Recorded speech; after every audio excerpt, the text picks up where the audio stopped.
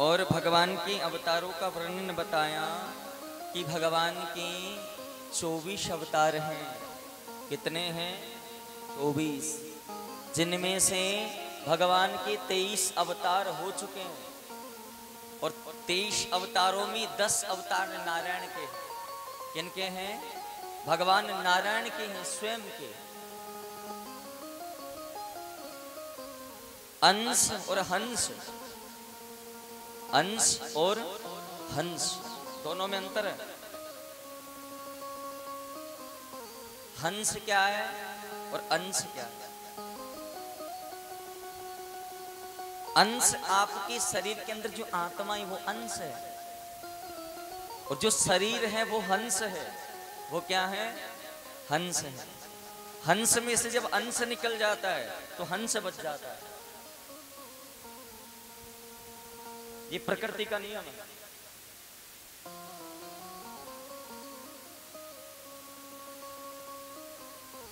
भगवान सुखदेव महाराज कहते हैं, राजन, हे राजा परीक्षित, भगवान के 24 अवतार हैं, जिनमें सर्वप्रथम भगवान के सनकादिक ऋषियों का जन्म हुआ। किनका हुआ? सनकादिक ऋषि, जिनमें 4 ऐसे ऋषि हैं ब्रह्मा जी के जो पुत्र हैं, मानस पुत्र हैं। सनक, सनंदन, सनत, सनत कुमार, ये ब्रह्मा जी के मानस पुत्र हैं। ब्रह्मा जी ने इन ऋषियों को अपने शरीर से प्रकट किया है, अपने हृदय से प्रकट किया है। ब्रह्मा जी ने सप्त ऋषियों को अपने शरीर के एक एक अंगों से प्रकट किया है। कर्ण से पुलस्त्य ऋषि को प्रकट किया है, वशिष्ठ ऋषि को हृदय से प्रकट किया है, अंगीरा को प्रकट किया है, आदिक ऋषियों को प्रकट किया है। ब्रह्मा जी जब सृष्टि बना रहे थे,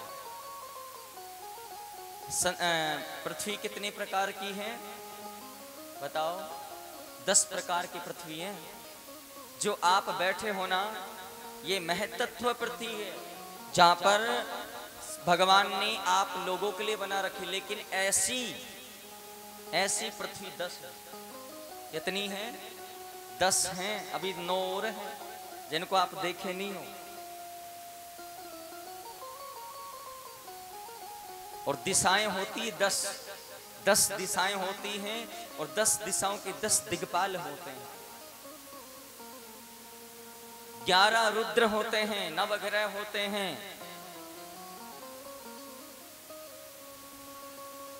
33 कोटि देवता होते हैं,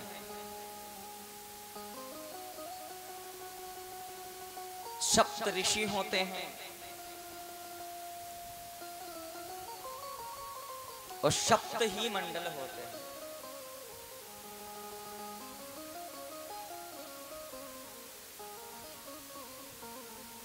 भगवान सुखदेव महाराज कहते हैं, राजन,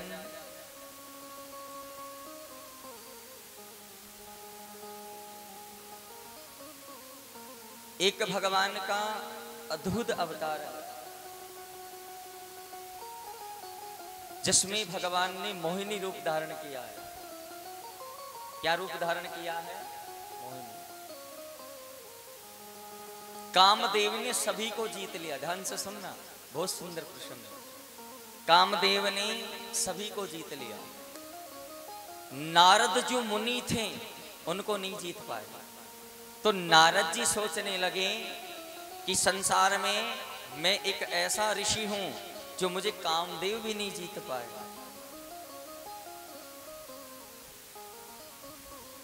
तो नारद के मन में अहम आ गया।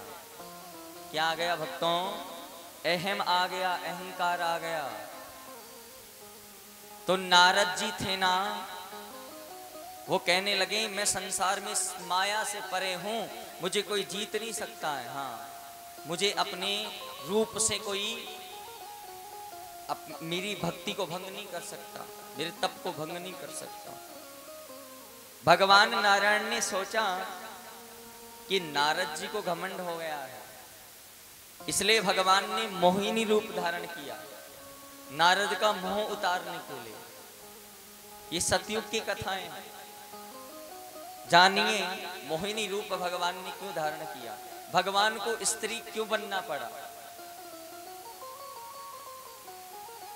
भगवान कहते हैं मैं किसी में नरसिंह बनता हूं, किसी में है ग्रीव, किसी में क्या, किसी में क्या, किसी में क्या, लेकिन मैं अब की बार मोहिनी रूप बन के आऊंगा। मोहिनी का मतलब मोहने वाले। हाँ,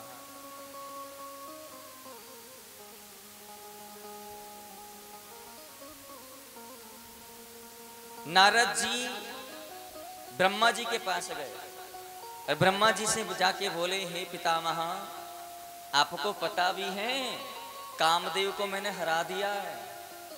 ब्रह्मा जी सोचने लगे, नारद पुत्र, जब कामदेव हमें नहीं छोड़े तो तुम्हें कैसे छोड़ेंगे। शिव जी के पास गए, भगवान शिव जी से बोले, भोलेनाथ आपको पता भी है मैंने कामदेव को हरा दिया है अपनी भक्ति से। शिव जी कहने लगे, नारद जी को कुछ थोड़ा थोड़ा हो गया घमंड। हाँ, अब भगवान विष्णु के पास गए, जब भगवान विष्णु ने कहा, अरे आपने काम को जीत लिया। हाँ, जीत लिया। तो काम को जीत लिया तो आप तो स्वयं नारायण हो गए। हाँ, नारायण हो गए।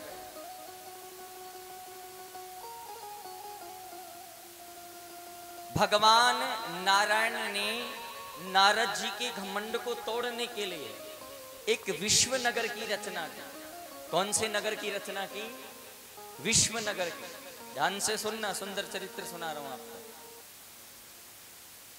और उस विश्व नगर में एक राजा बनाए भगवान, और राजा, उस राजा की पुत्री बने भगवान मोहिनी। भगवान नारायण उस विश्व नगर के राजा की पुत्री बने भगवान नारायण।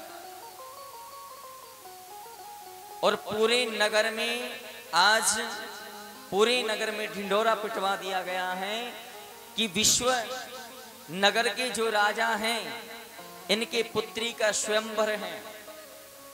तो इनके स्वयंवर में सभी ऋषि महात्माओं को निमंत्रण दिया जाता है, सभी देवताओं को निमंत्रण दिया गया। तो नारद जी भी गए। जरा दे ये मैया थोड़ा थोड़ा आगे आ जाए, थोड़ा थोड़ा आगे हो जाए सभी।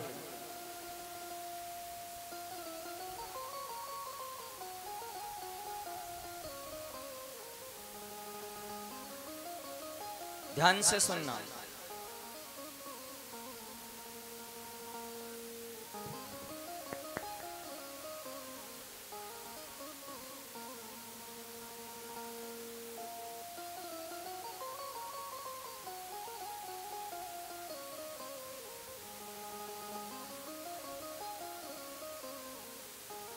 तो नारद जी भक्तों उस सभा में जाने के लिए तैयार हुए। तो नारद जी को पता चला कि जो विश्व नगर के राजा हैं उनकी जो बेटी है ना, वो उसे ही पसंद करेगी जो सबसे ज्यादा सुंदर होगा। नारद जी ने पूछा कि सबसे ज्यादा सुंदर कौन है? किसी ने बताया हरि नारायण भगवान सबसे ज्यादा सुंदर हैं। तो उन्होंने कहा कि वो सुंदर हैं, तो इसका मतलब उन्हें पसंद करेंगे वो। नारद जी भक्तों भगवान नारायण के वैकुंठ में गए और बोले, प्रभु एक विश्व नगर में के राजा हैं, उनकी पुत्री का स्वयंवर है, तो हम सबसे ज्यादा सुंदर दिखना चाहते हैं।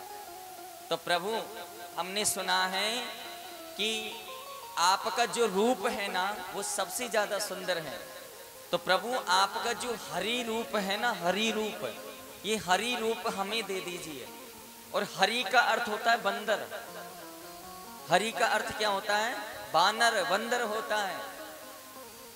अब नारायण भगवान ने कहा तथास्तु। नारायण भगवान ने कहा जाओ तुम्हें हरि का रूप मिले। अब वो हरि का रूप होता है बानर। अब नारद जी क्या बन गए? बानर का मुख बन गया नारद जी का।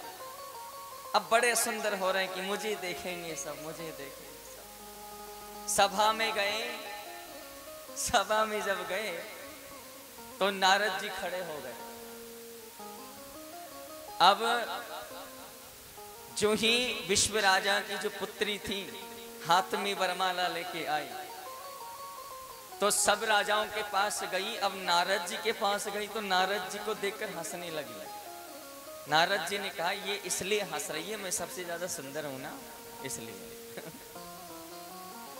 नारद जी ने कहा अरे जल्दी माला पहनाओ, देखो मैंने हरि का रूप धारण किया है। उसने कहा देखो आप हरि का रूप, तुम तो बानर हो, बंदर हो। नारद जी ने कहा कैसी बात करती हो, सबसे ज्यादा सुंदर, मेरे से ज्यादा सुंदर कोई सभा में हो ही नहीं सकता है।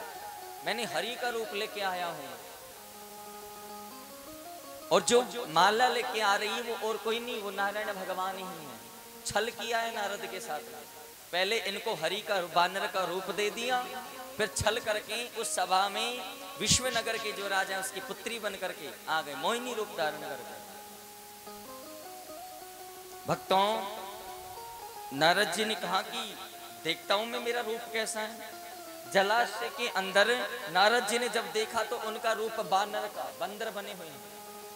अब विश्व मोहिनी कहने लगी मैं बानर को माला कैसा पहना दूं, ये बड़े बड़े ये राजा हैं, बड़े बड़े योद्धा हैं।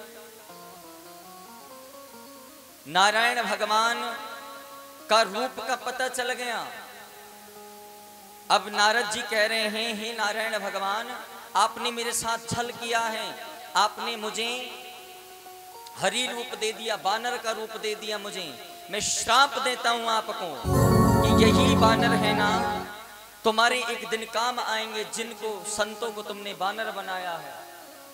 बानर बानर रूप धरे सुर कोई।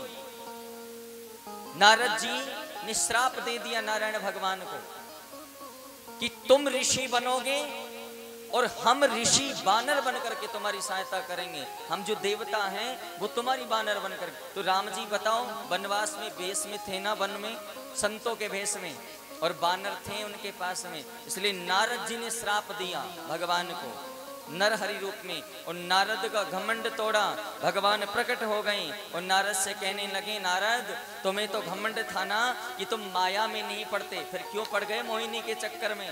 नारायण भगवान के सामने नारद जी ने हाथ जोड़ लिए, हे पितामह, संसार में जीव हर चीज से बच सकता है, माया से नहीं बच सकता। जो माया से बच गया वो साक्षात भगवान बन जाएगा। प्रेम से बोलना पड़ेगा, जोर से बोलना पड़ेगा, ऐसे नहीं थोड़ा और जोर से। पर भगवान से नारद जी कह रहे छलिया तुम्हें ये रूप बनाने की जरूरत कहां से पड़ी। अब विश्व मोहिनी के पीछे सारे राजा पड़ गए। विश्व मोहिनी आगे आगे और सारे राजा पीछे पीछे। नारद जी ने कहा देख लो, मेरे को तो बंदर बना दिए, लेकिन तुम्हें जितने राजा आए वे छोड़ने वाले नहीं, ठेठ वैकुंठ से वापस ले आएंगे। तो भगवान ने छल करके नारद जी का ये अभिमान तोड़ा और भगवान ने मोहिनी रूप धारण किया।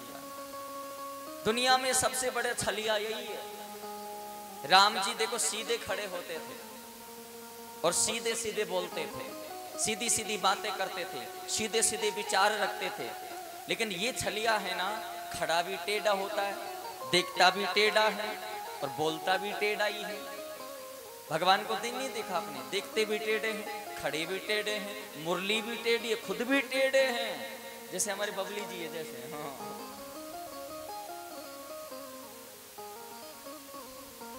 तो नारद जी कितना सुंदर भाव बता रहे हैं, पता है कि छलिया तुम्हें अगर आना ही था, मेरा घमंडी तोड़ना था, तो तुम नारायण के रूप में आते, मोहिनी के में क्यों आए। भगवान कहते हैं जिस चीज पर तुम्हें घमंड है उसी चीज में आकर मैं तुम्हारा अभिमान।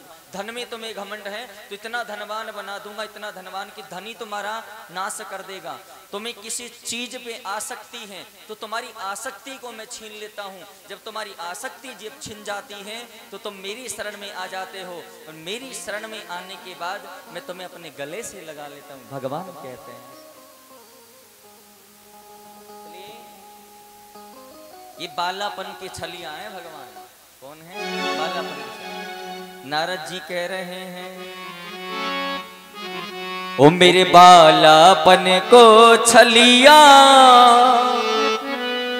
मैं रोज वैकुंठ में जाता हूं, लेकिन मेरे साथ ऐसा किया इस नारायण ने। ओ मेरे बालापन